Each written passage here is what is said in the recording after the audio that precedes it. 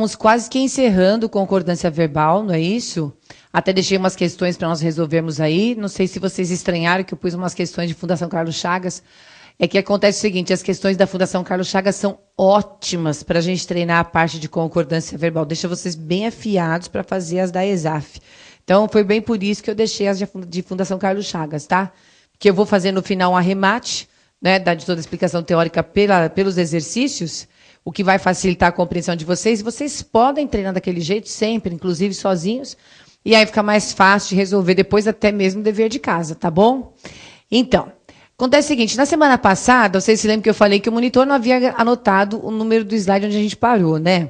E aí, ao final da aula, o aluno me lembrou, professora, ficaram faltando os exercícios para a gente fazer, então eu vou voltar lá com vocês.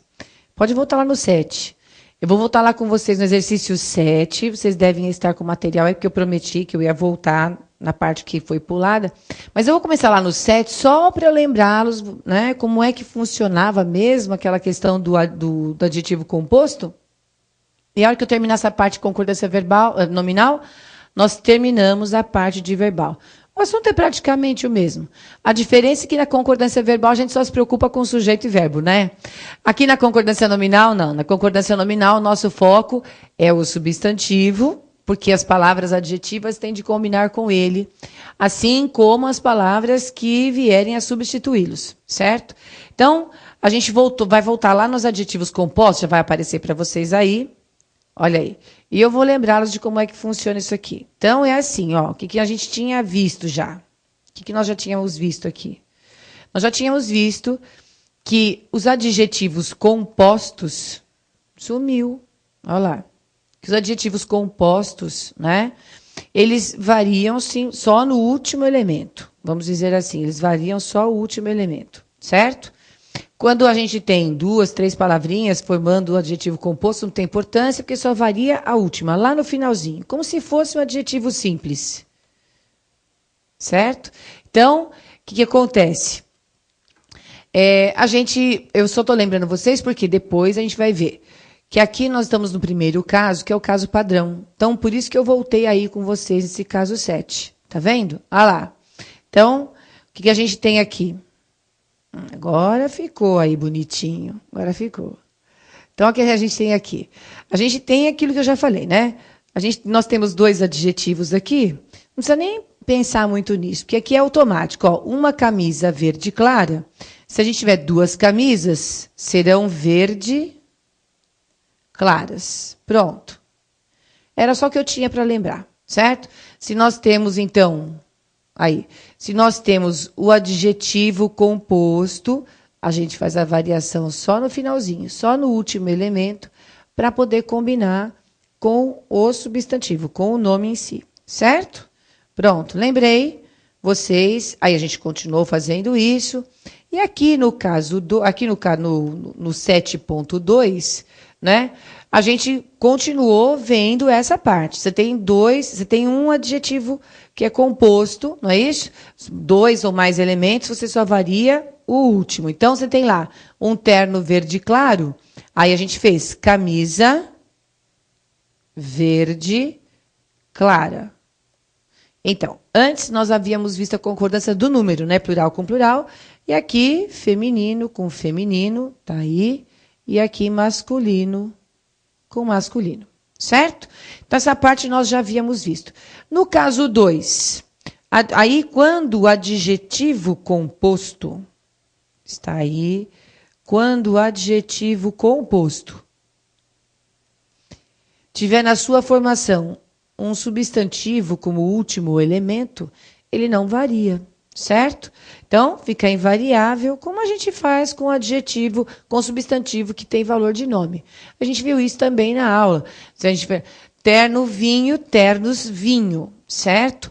Eu fiz uma casa toda de tom pastel, não de tons pastéis. Não vai ficar um monte de pastel pela casa, certo? A gente já havia comentado isso, nós fizemos um exercício só sobre isso.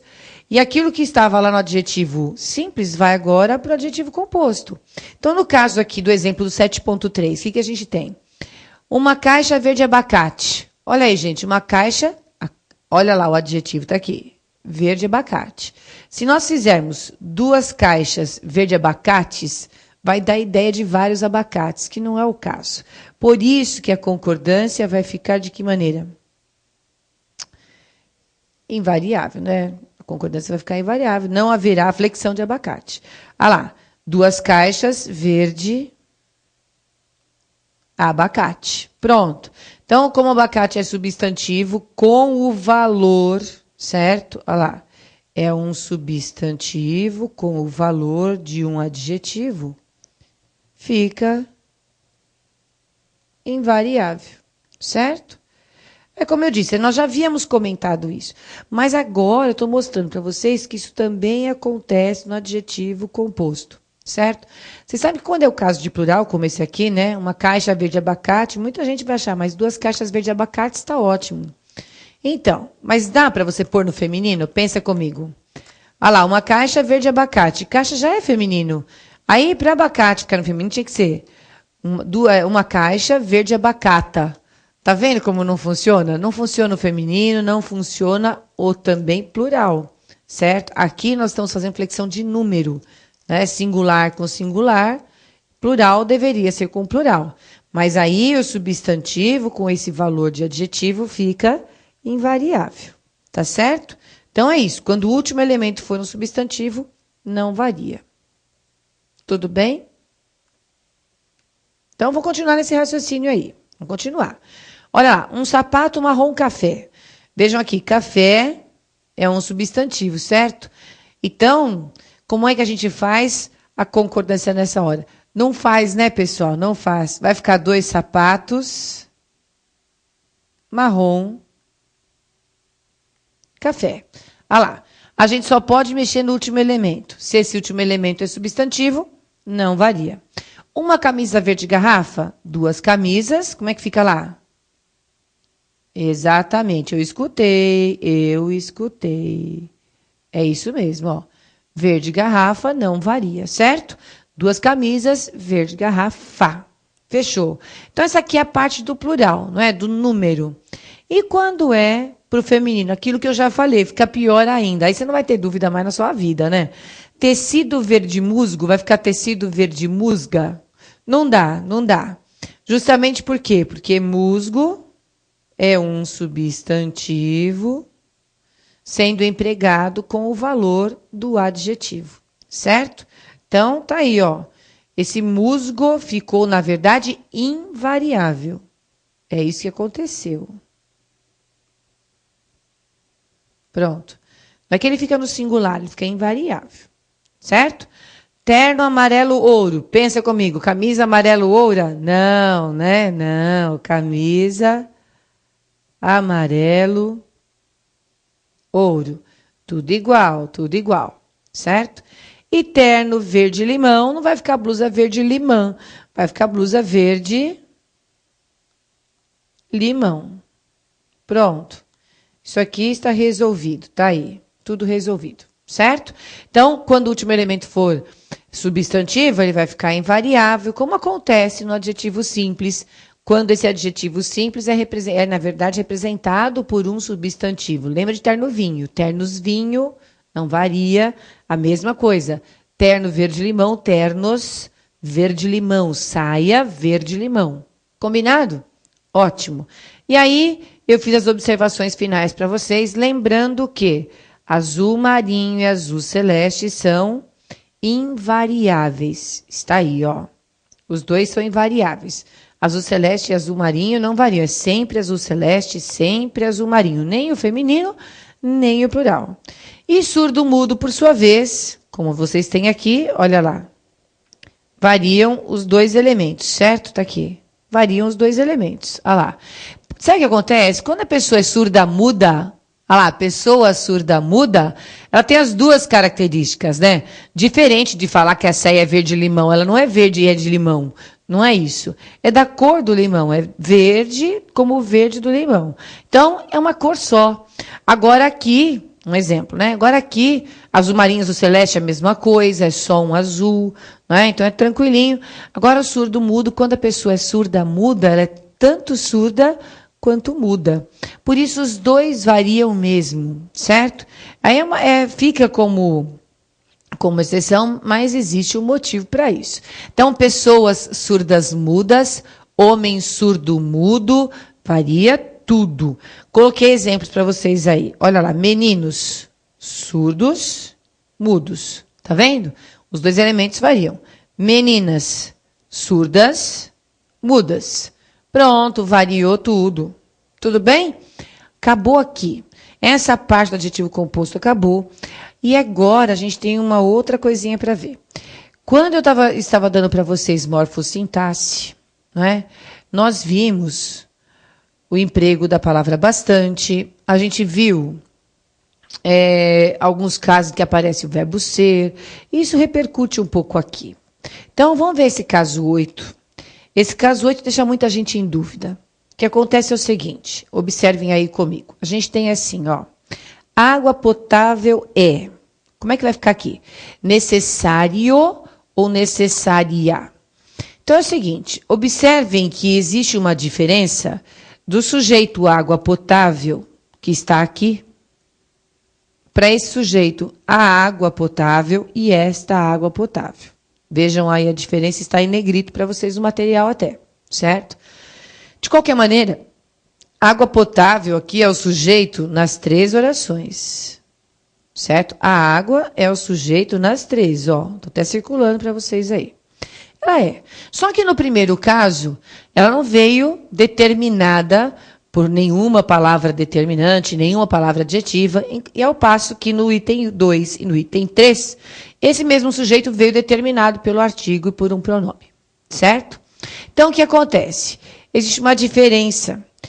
Quando esse sujeito vem assim, sem nenhuma palavra determinante, o que acontece é que o que está adjetivando ele lá à frente no predicado, que vejam aí que o verbo ser, gente, é um verbo de ligação por excelência. E aí é o seguinte, eu falei para vocês, toda vez que você acha um verbo de ligação, o que está aí à frente dele vai ser uma característica do sujeito, não é isso? Então, a gente acabou de achar um caso desse. Você tem o verbo de ligação, que a gente vai preencher aqui, necessário, é uma característica da água potável, tá certo? Então, o que acontece? Quando o sujeito desse verbo ser, com essas expressões, com essas formulações, é necessário, é proibido, é bom, o que a gente faz? A gente deixa esse predicado invariável, né? O verbo ser não varia, e o adjetivo aí na frente também não. Aí também não. Então, o que acontece? Esse adjetivo, já estou dando para vocês aí, ó, um nome sintático, vai se chamar predicativo, que a gente viu na outra aula, certo? Então, nós vimos isso lá na outra aula, na parte de... quando eu comecei para vocês os termos de oração, certo? Então, o que acontece aqui, ó? Água potável é necessário. Porque mesmo que eu falei, como esse sujeito não veio determinado aqui por nenhuma palavrinha adjetiva, nenhuma palavra determinante, o predicado dele aqui fica invariável, especialmente esse adjetivo aí. A ideia que causa isso é que aqui, sem nenhuma palavra adjetiva, nós teríamos um verbo subentendido. Então, beber água potável é necessário, certo? Seria esta a ideia, tá bom? Então, de qualquer maneira, o adjetivo aqui vai ficar invariável. Essa que é a parte importante. Porque depois, a gente tem a água potável. A água potável é necessária. Aí a gente faz a concordância normalmente. Olha lá, ó. Feminino singular com feminino singular. Simplesmente porque veio o determinante aqui à frente. Tá certo? É isso. É isso. Então, como é que fica a próxima? Esta água potável é... Muito bem, eu escutei daqui. Necessária. Ok, perfeito. Porque se existe a palavra determinante na formação do sujeito, certo? Aí o adjetivo lá na frente vai fazer a concordância, ó. Tá aqui, de novo. Esta água potável é necessária. Combinado isso? Então, se lá no sujeito não apareceu palavra determinante, essas expressões aí, é bom, é proibido, é necessário, ficarão invariáveis. E aí, a gente tem só que lembrar do detalhe, com palavra determinante ou sem palavra determinante, né? Até porque não daria para falar a água potável é necessário. Ó, aí já não entraríamos mais na lógica da nossa língua, tá certo? Então, na B, com o proibido, como é que vai ficar? É proibido entrada de estranhos ou é proibida entrada de estranhos? É proibido? Muito bem. É proibido. Ó, de novo. Entrada de estranhos. Aqui está o núcleo do sujeito. Está na ordem inversa, certo? Vejam que ele não veio acompanhado de palavra determinante. Então, vai ficar aqui, entrada é proibido, de forma invariável, certo? E na 2, como é que vai ficar? É proibida? Muito bem. É proibida, vai lá, a entrada de estranhos, tá certo? Muito bem, então aí fez a concordância, que agora o sujeito veio acompanhado de palavrinha determinante, tá vendo? Aí não tem jeito, né? Ele faz a marca. Tudo bem? Então, vamos preencher lá, ó. Se o sujeito, com essas expressões então, se o sujeito for determinado por artigo ou pronome, o predicativo concorda com ele em gênero e número. Certo? Agora, se o sujeito não vier determinado por artigo ou pronome demonstrativo, por pronome, o predicativo fica invariável. Isso aí. Invariável, tá certo? Não precisa necessariamente ser o demonstrativo, tá? Que no exemplo tinha o demonstrativo, eu digitei aí, mas não necessariamente. Tem que ser o artigo ou o pronome determinante, né? Que é o pronome adjetivo, aquele que vai acompanhar o nome. E aí vai ficar invariável, certo? É só isso. Tranquilíssima essa parte? É tranquilinha. Agora vamos lá. Aqui. Olha só. Lá na aula de morfossintaxe, a gente trabalhou com a palavra bastante, né? Então, é o seguinte, a palavra bastante, assim como a palavra meio, que nós vamos ver aqui, certo? Assim como outras palavras, caro, barato, etc., são palavras que podem funcionar como palavras adjetivas, como elas também podem funcionar como advérbios. É isso que nós estamos falando aqui. Olha lá. Nós estamos nessa questão, né, aliás, nesse caso aqui de concordância, a gente vai trabalhar com isso, com palavras que possam ser adjetivas e palavras que possam funcionar como advérbios. Tudo bem? Ótimo. Então, o que acontece? Vamos fazer uma revisão rápida. Palavras adjetivas. Se for uma palavra adjetiva, concorda com o nome. Claro que vai ser com o nome a que ela se refere, certo? Agora, se for o advérbio, vai ficar invariável. Isso aí. Pronto. Tá aí. Lembramos disso. Palavra adjetiva ou as chamadas palavras determinantes, né? A palavra adjetiva vai concordar com o nome. A referência vai ser o nome e a concordância vai ser feita com ele, como em todo caso de concordância nominal básico. E se for advérbio, qualquer uma delas, vai ficar invariável, porque advérbio não varia. Ok? Ótimo. Então, vamos lá. Na letra A, a gente tem assim. Havia bastante razões para ele faltar. Pensa comigo. A quem que esse bastante se refere? Aí na frase. A que outra palavra bastante se refere? Não é o havia, não. Não é. Razões. Olha lá. Razões. O bastante que a gente vai pôr aqui se refere a razões. E razões é um substantivo. Se razões é substantivo, então o bastante que nós vamos empregar aqui vai ter valor de advérbio ou de adjetivo? De adjetivo. Que a diferença entre eles, do adjetivo para o advérbio, qual que é? O adjetivo sempre se refere ao nome. E o advérbio? Nunca. Certo? Ah, aqui é sempre essa relação. E aqui, nunca se refere ao nome.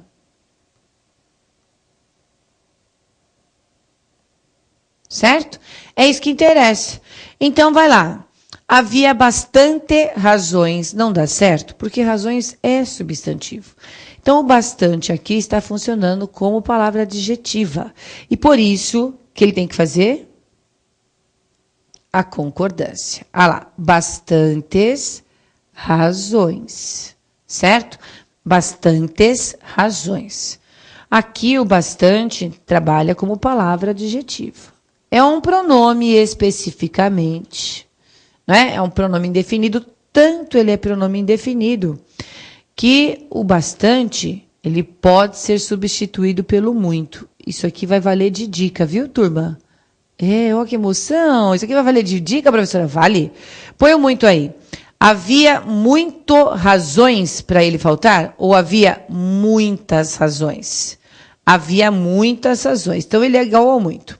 Se o muito variar, o bastante também varia. Então, nessa frase aí, por exemplo, se nós fôssemos colocar a palavra muito, como é que ela ficaria?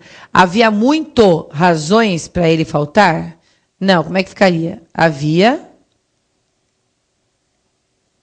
olha lá, muitas razões. Então, o que acontece? Se muitas variou para combinar com razões, então o que acontece é que bastantes também tem que variar. Está aí. Então, se o muito variar, o bastante também varia. Isso aí fica assim, 100% garantido pelo Inmetro, viu, turma? Fica mesmo. O bastante trocado, substituído pelo muito. A não ser que o bastante tenha sentido... Vou por aqui, ó. Então, bastante pode ser igual a muito e pode ser igual a suficiente. Está aí. Suficiente. Tá certo? Ele pode ter esses sinônimos. Ou então não, né? Vou até pôr aqui ou não, para ninguém fazer confusão depois. Olha lá. Então, o bastante pode ser substituído pelo muito, pelo suficiente ou não. Só que esse ou não meu é o seguinte.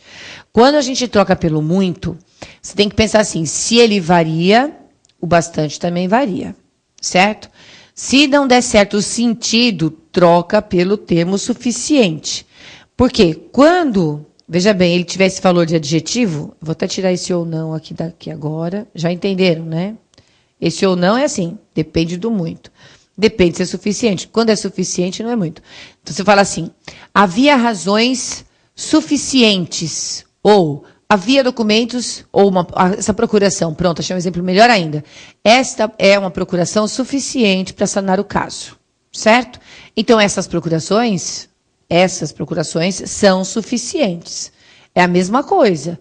Então, se o suficiente variar, o bastante também vai variar, mas ele tem que ter o sentido de suficiente. Por isso que eu pus ou não.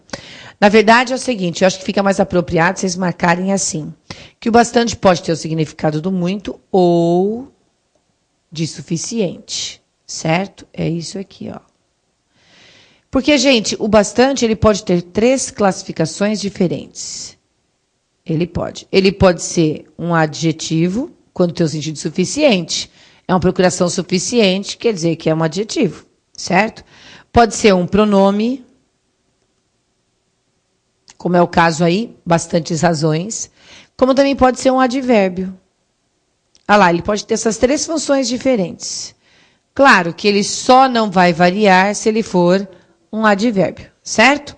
Como adjetivo, como pronome, ele varia normalmente. Então, bastantes razões. Agora, aqui, bastaria vocês trocarem, como eu fiz aqui na frente, né?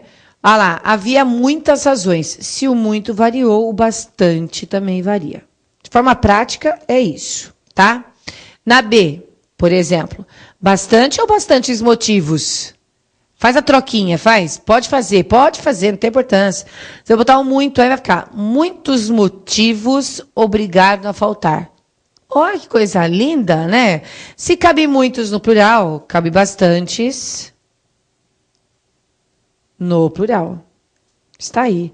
Olha aí, bastantes motivos. Certo? Deu bonitinho. Na C, ele faltou bastante vezes ou bastantes vezes? Pensando muito. Ele faltou muitas vezes, professora. Isso. Se ele faltou muitas vezes, é porque ele faltou bastantes vezes. Certo? Então, do mesmo jeito que razões é substantivo, motivo também é um substantivo e vezes também é um substantivo. Certo? Aí, bastantes tem que fazer a concordância com ele. Entendido? Na D, ela andava, vamos lá, meio preocupada ou meia preocupada com o resultado.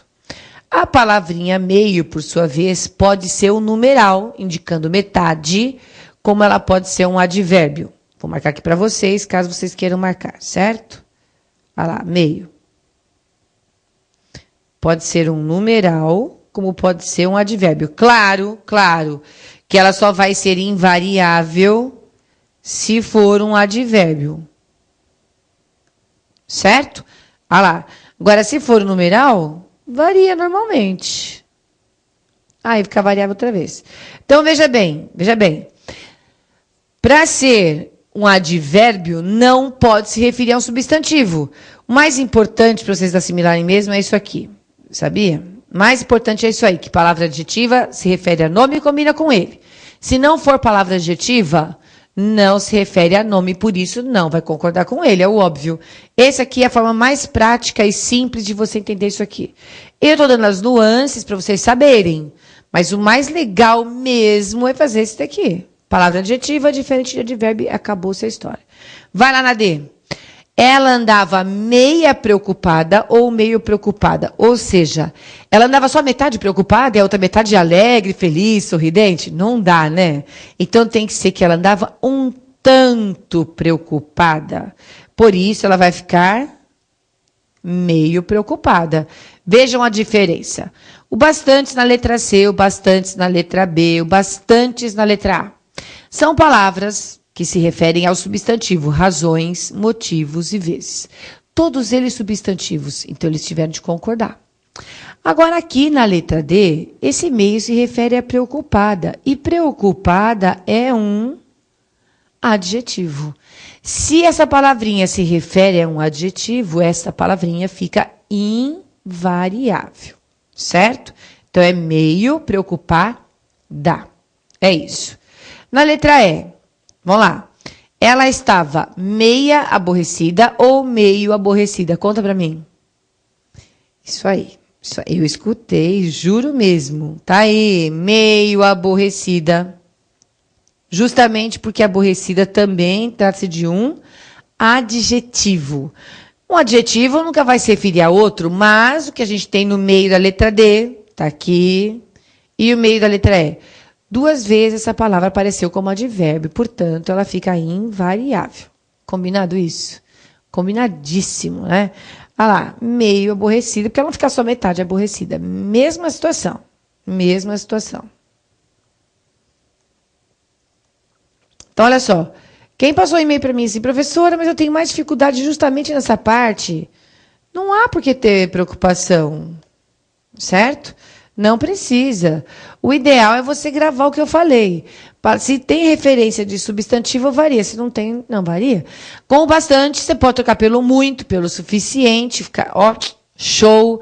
Aí ficou super fácil, não é? E o meio, que você tem que perceber se é metade ou não. Eu comprei meia laranja no mercado? Ótimo.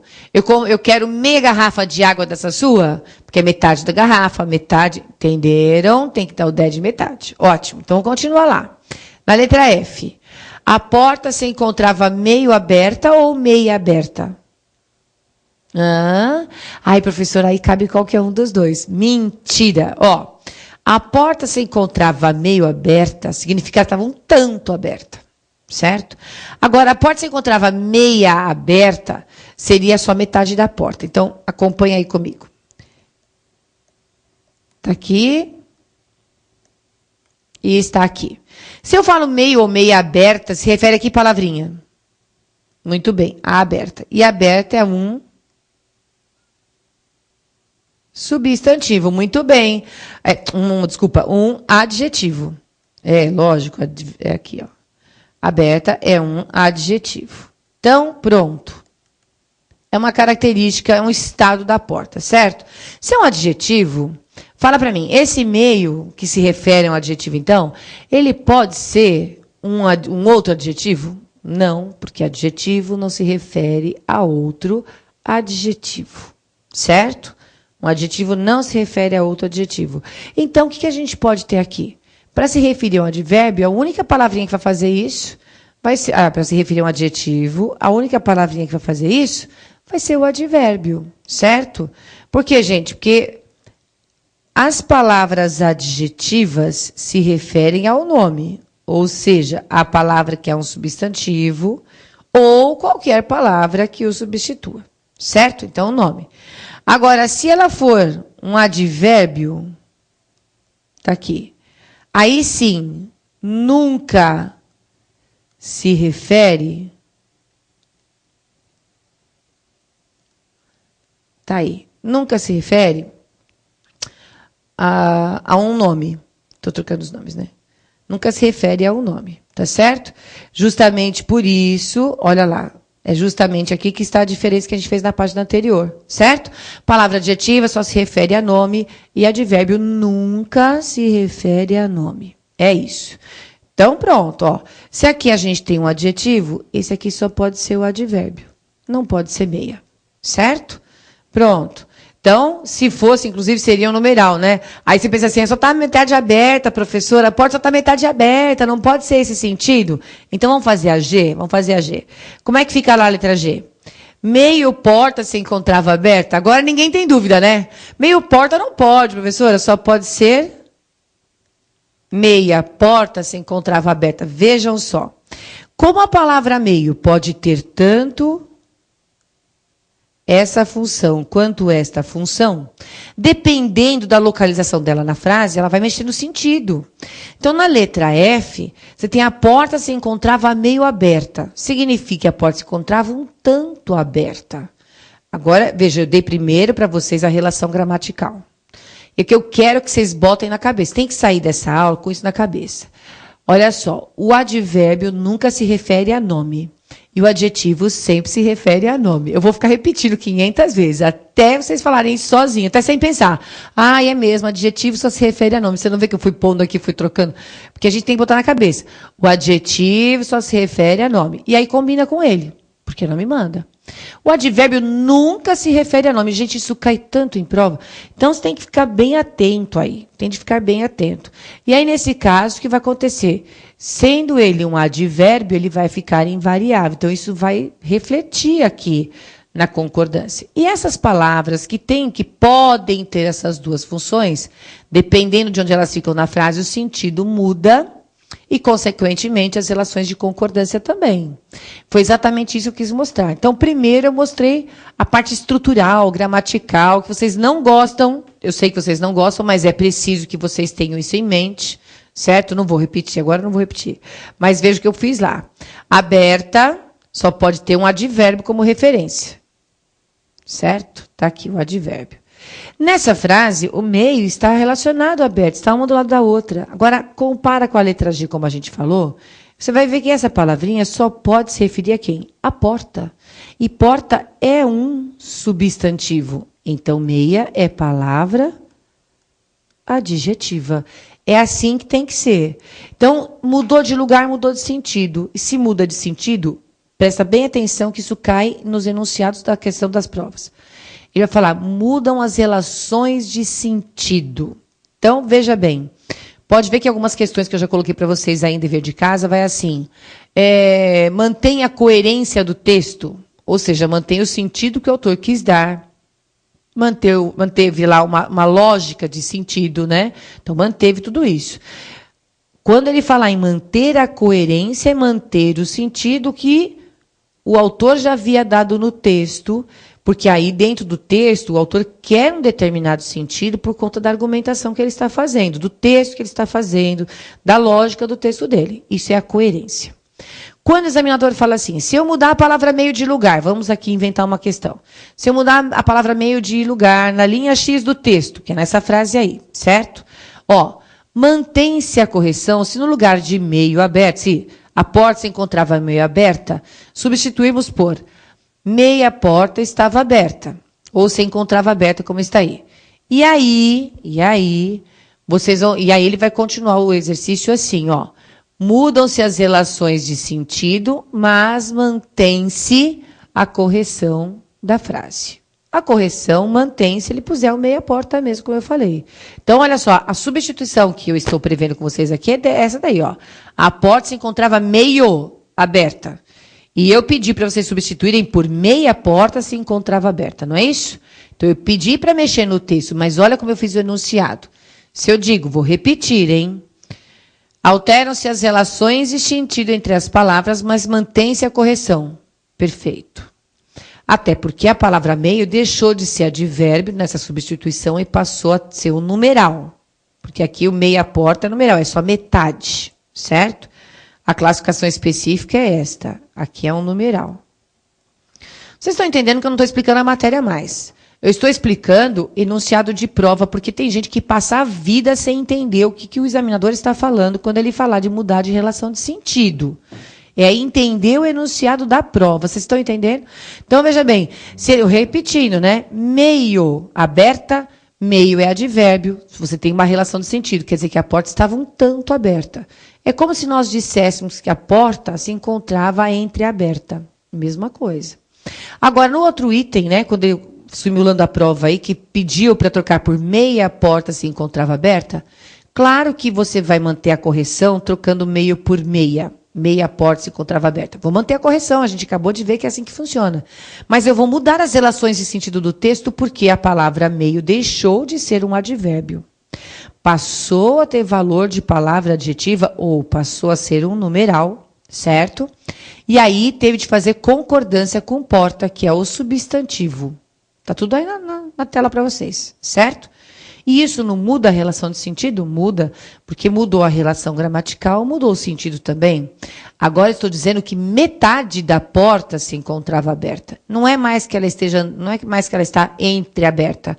É só metade dela. Se ela tiver duas folhas, uma está aberta, a outra se mantém fechada, ou aquelas portas que abrem em cima e embaixo. Então, uma parte, a parte de baixo, por exemplo, ficou fechada, mas a parte de cima se abriu. Certo? Então, isso é para vocês prestarem atenção aos enunciados. Vocês entenderam? Então, mudar relações de sentido é isso. Você muda as relações de sentido do texto, tudo bem. Ele não está preocupado com a coerência, ele está preocupado em saber se você entendeu que mexendo nessa palavra de lugar, não é, houve uma correção, certo? Apesar da mudança de relação de sentido. Agora, se ele falar de manter a coerência textual, já não importa mais a correção. Então, aqui, por exemplo, nesse caso, se a gente trocasse a porta se encontrava meio aberta por meia porta se encontrava aberta, a gente vai manter a correção, mas não mais a coerência do texto. Porque lá no texto, o objetivo do autor era dizer que a porta estava entreaberta. Mudou para meia porta, já era metade da porta aberta. Entendido? Entenderam? Ótimo, vamos para G. São pessoas bastante agradáveis ou bastantes agradáveis. Pode trocar pelo muito que é tranquilo, vai lá. São pessoas muito, eu vou até por aqui, ó. Pus de azulzinho porque é o raciocínio. Lembra do balãozinho, né? Que a gente põe no balãozinho que vocês estão pensando. Ah, são pessoas muito agradáveis. O muito não variou, professora. Então, o bastante também não varia. Certo? Motivo gramatical. O bastante se referiu a agradáveis. Agradáveis é um adjetivo. Certo? Então, se eu tenho adjetivo aqui, este aqui trata-se de um advérbio. Entendido? Pronto. Aqueles relógios custaram muito... Como é que vocês marcariam aí, hein? Muito caro ou muito caros? Essa aqui é fogo, né? Olha, muita gente colocaria caros aí. Aqueles relógios custaram muito caros. Só que, na verdade, fica assim. Aqueles relógios custaram muito caro. Essa palavrinha caro aí tem como referência o verbo. Por isso, aqui o que nós temos é um advérbio. E advérbio fica invariável. Vou dar uma dica para vocês. Uma dica. As palavrinhas, os termos caro e barato, que vocês têm aqui enumerado para vocês, ó. O caro e o barato, que é nossa dor de cabeça, tá? O caro e o barato funcionam assim. Toda vez que você tiver um verbo de ação na frase, um verbo significativo, lembra do conceito, aquele que manteve o significado dele, certo?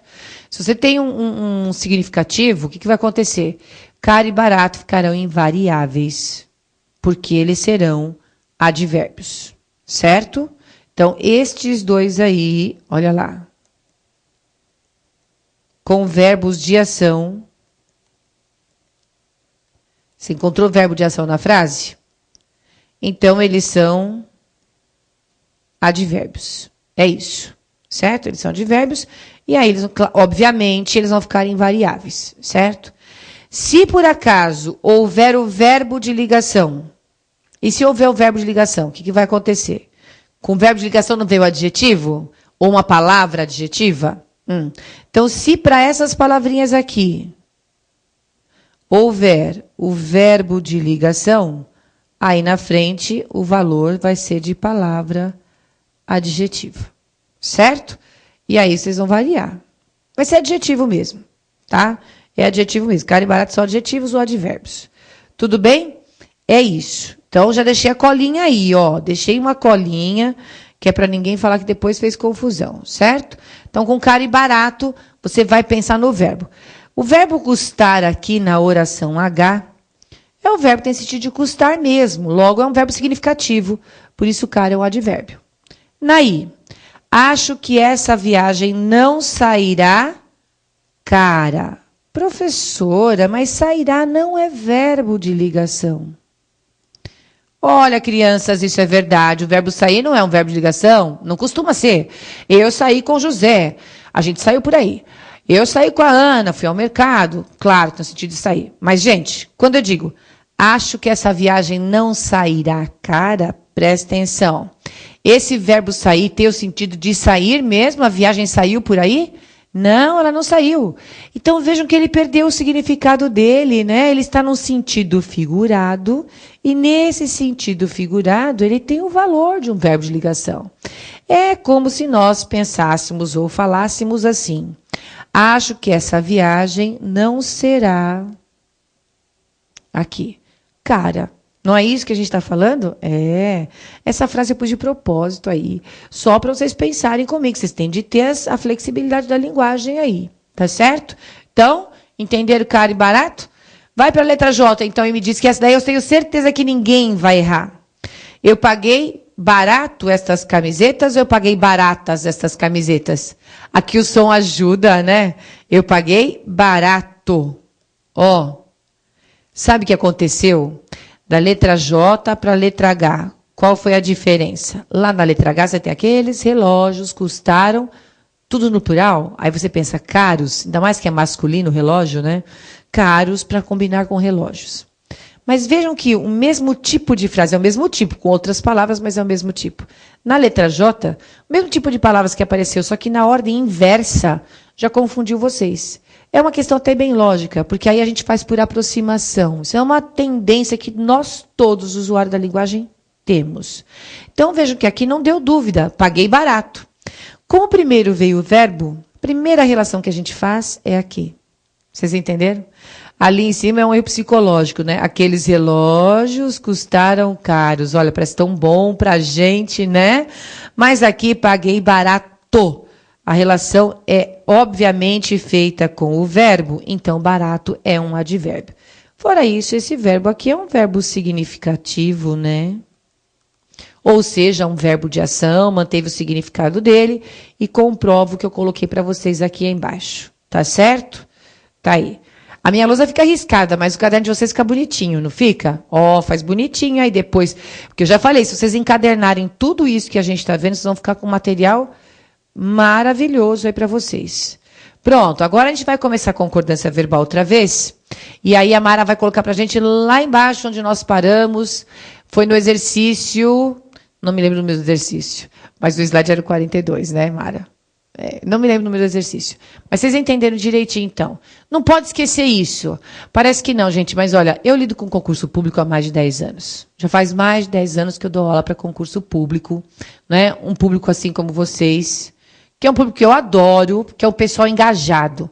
Porque eu vou falar, para trabalhar com concurso público, para querer prestar concurso público, precisa querer, precisa querer. Eu estou falando isso até para vocês não perderem o ritmo, não.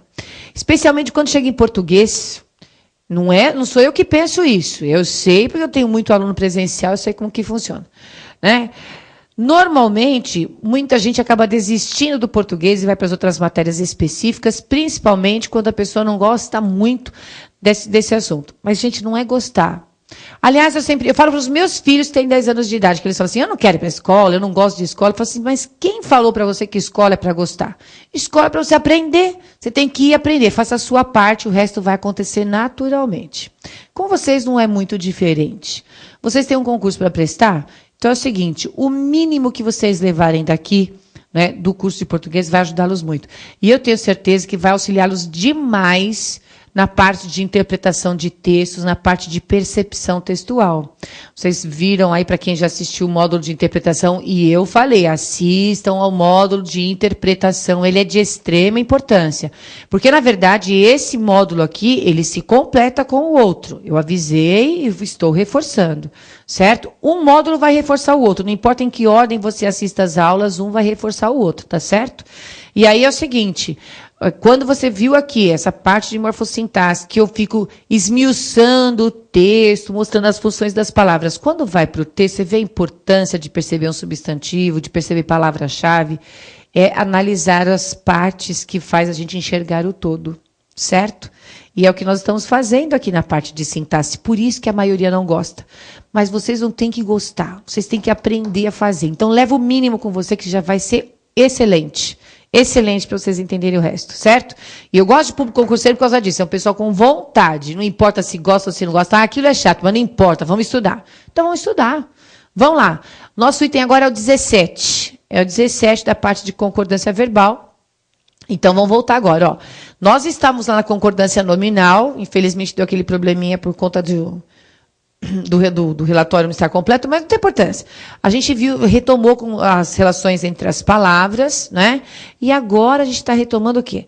A relação entre o verbo e o sujeito. E nós estávamos nas particularidades do sujeito, da formação dele, certo? Esta que vocês têm aí em tela é uma das particularidades. Vejam só. Eu acho o seguinte, inclusive, falando isso da português, estudem de forma adequada, entendendo o que está acontecendo, e não só decorando, certo? Você tem que memorizar coisas próprias da linguagem. Que advérbio não varia, não se refere a substantivo. Pode se referir a verbo, adjetivo ou outro advérbio. Ok. Adjetivo tem que variar porque ele vai ter de combinar com o nome a que ele se refere. Ok. E o resto? É entender como funciona. O que essa memorização também pressupõe entendimento. Então, aqui, por exemplo, se vocês entenderem, vai ser muito mais fácil do que vocês quererem decorar isso aí. Porque a regra vocês têm em mãos, é o que vem logo abaixo na conclusão, que eu não vou pôr no slide, vocês têm aí no material, desse tamanho, desse tamanho. Mas de que vai valer essa regra? Você não vai ficar memorizando tudo isso? Não vai decorar. Nem eu vou falar de cor para vocês, não precisa. Você tem que entender a frase. Veja bem, suponhamos que nós formemos aqui um grupo de 5 pessoas, certo? E nós estamos em luta. Luta por algum ideal, luta por alguma coisa. E aí eu digo assim, algum de nós. Veja, nós somos 5. Eu digo algum de nós. Eu estou me referindo aos 5? Não, eu estou me referindo a apenas um de nós. Vejam aí, algum de nós é esse aqui. Algum de nós 5. Eu não sei exatamente quem, por isso que eu uso essa expressão, algum. Algum pronome indefinido, né, gente? Só poderia ser um pronome indefinido, ele não define nada, tá certo? Mas é algum deles. Se é algum de nós, como é que vai ficar o verbo abandonar? Assim, no singular, no plural, como que vai ficar? Algum abandonará. Pronto, tá aqui. Certo? Ok? Muito bem. No A.2, a gente tem, sim, alguns de nós. Alguns de nós. Então, achem aí comigo. Como é que nós vamos fazer agora?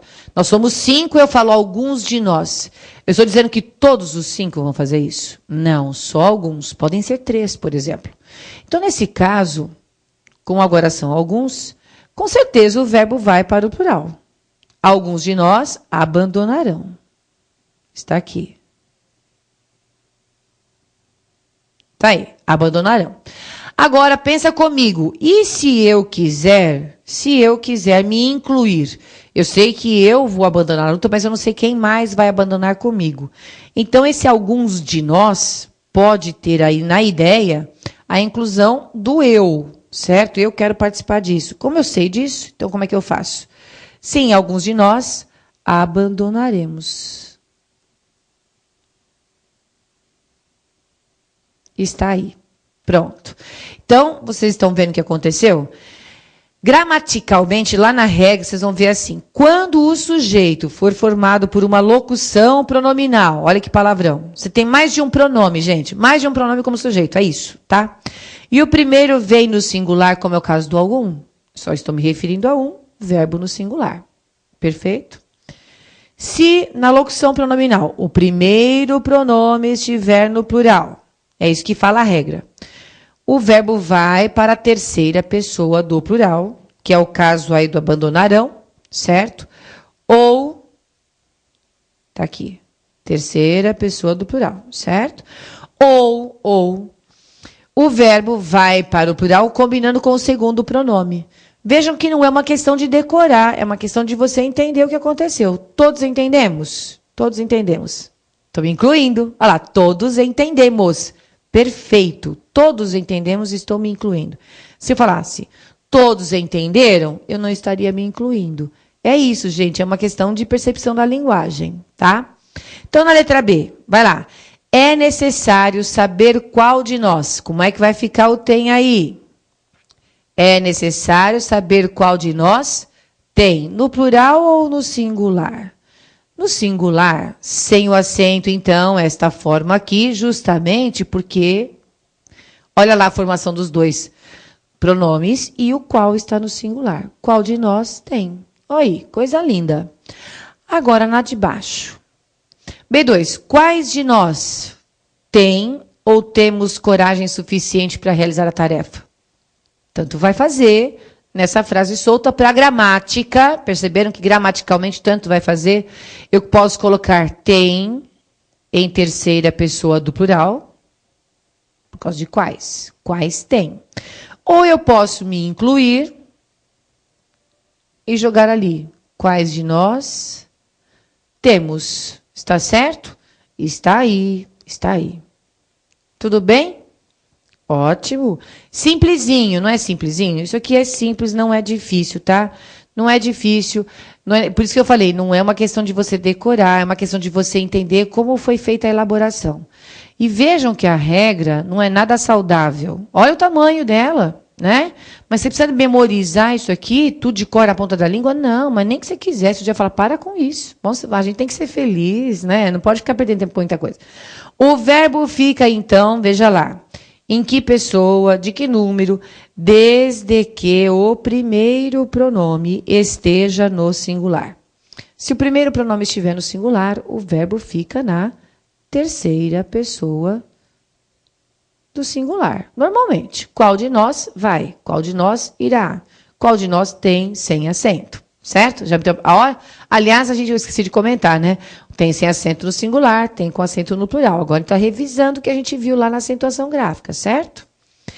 No item B, agora reparem aí que as locuções podem ser formadas pelos pronomes no plural. Então, quantos de nós, quantos deles, não é isso? É essa que é a formação. E aí vem o verbo. Como que vai ser isso? O verbo concordará com os pronomes nós, vós ou eles, como eu fiz lá nos exercícios. Ou vai para a terceira pessoa do plural, desde que o primeiro pronome esteja no plural. Certo? Ah lá. Tranquilíssimo isso daí? Muito tranquilo. Vamos para a próxima parte. Então, tá aí. Agora aqui eu vou demorar um pouquinho mais para explicar. Vocês tenham paciência, certo? Tenham paciência e me acompanhem direitinho, que isso aqui é de extrema importância. Vejam aí. Nós temos o seguinte, é necessário que você venha. Quantas orações existem aí? Vejam. Eu tenho o verbo ser aqui. Quem não quiser copiar agora, não copia. Depois a lousa vai para vocês lá no site. Tô avisando porque eu vou explicar bastante coisa, fiquem à vontade, certo? Nós temos dois verbos bem separados, bem distantes, cada um deles dando uma ideia diferente, portanto, nós temos duas orações. Lembrem-se, o que é um conectivo, nato, né? Nato, ele é danado. Então, quando aparece o que, eu já sei que eu posso dividir o meu período aqui. Quando eu começo dando o curso para vocês e vou fazendo essas barrinhas, muita gente não dá muita importância. Me vê fazendo as barrinhas, acha interessante e tal, mas não faz. Depois, vem questão de prova e vem assim, ai, Lu, como é que é mesmo aquele negócio das barrinhas, hein? Porque assim, me perdi na questão. Tudo desesperado. Então, vão fazendo, façam as barrinhas. Se vocês mais tarde não precisarem, que isso é muito pessoal, depende da facilidade de cada um, não usem. Mas enquanto vocês estiverem me acompanhando, vão fazendo, para depois vocês terem o hábito de enxergar isso, nem que seja com os olhos. Mas pelo menos vocês se habituaram a fazer. Isso já vai facilitar, certo? Então, é necessário que você venha. Tenho aí as duas orações. Ótimo. Agora veja o que nós vamos ver. Esse que aqui é um pronome relativo ou é um CSI? Uma conjunção integrante. Quem se lembra como faz?